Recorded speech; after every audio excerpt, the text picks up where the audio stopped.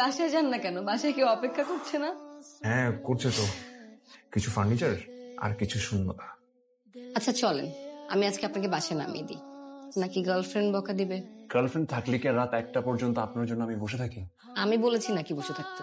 এই যে আপনি কবি হয়েও কথার মর্মার্থ বোঝেন না, ব্যাপারটা খুবই দুঃখজনক। চলেন তাহলে।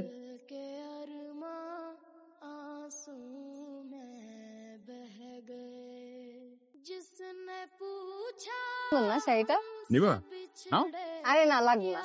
Idea in the world of thousand friend request except a family request. Hello official girlfriend, কি কিউট করে বাচ্চাদের সঙ্গে খেলছিলাম।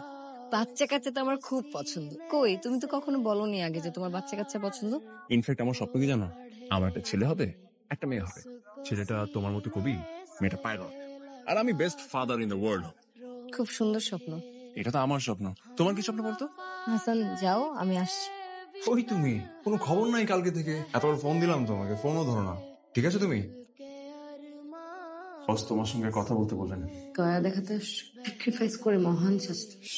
কি বললো বস? যে রেনু কখনো মা হতে পারবে না, রেনুর কখনো বাচ্চা হবে না, কবি পাইলট কিছুই তোমাকে রেনু দিতে পারবে না। 3 বছর আগে আমার বাড়িতে একটা সিস্ট হয়েছিল। কারো টাইম ওয়েস্ট করতে চাই না, কারো স্বপ্ন আমি নষ্ট করতে চাই না। তুমি অনেক ভালো একটা ফ্যামিলি পাবা, ফ্যামিলির বেস্ট ফাদার হবা তুমি। আর আমি থাকলে সেটা কখনো সম্ভব হবে না। বাবাকে ভুলে যাও।